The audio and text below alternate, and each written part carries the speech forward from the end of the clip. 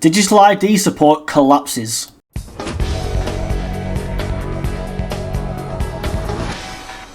It's remarkable there was any support for digital ID in the first place, and the more keen-eyed among you would have noticed that Starmer didn't even mention it in his conference speech, despite putting so much emphasis on it and rushing it out to save Morgan McSweeney just a week earlier. Amazingly, before summer this year, so spring shall we say, 35% according to the polls were in favour of a digital ID.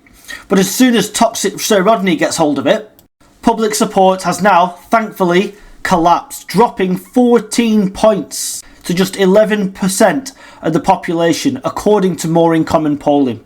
I've made my position absolutely clear, of course, on this communist idea. But it seems there were some people in favour of it, around a third of the country, before Starmer, the most despised man in Britain, got hold of it, and now the idea has collapsed again. Just as it did for Blair, back in 2006, was it?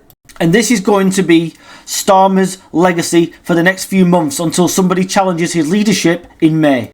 Everything he announces is going to collapse. It's going to have no public support whatsoever. The budget is going to tank the party even further because of their own economic illiteracy. Your taxes are going to go up, and they're going to say the world's changed. We've had to change our manifesto commitments now because the world's changed. The world hasn't changed. What changed was Britain got an incompetent government that has run the country's finances into the ground. These people are so toxic. Everything they touches turns to shit. The most unpopular, least trusted Prime Minister in history. The most unpopular and least trusted Chancellor in history. A Deputy Prime Minister that thinks the Hitler Youth still existed in 1964. The last Deputy Prime Minister and Housing Minister that broke her own rules by avoiding stamp duty. A Homelessness Minister that made people homeless so she can put the rent up on her property. An Anti-Corruption Minister under investigation for corruption in Bangladesh. I know I've made this point many times, but 14 years in opposition. And they still didn't have the first idea what they were going to do once they got into government.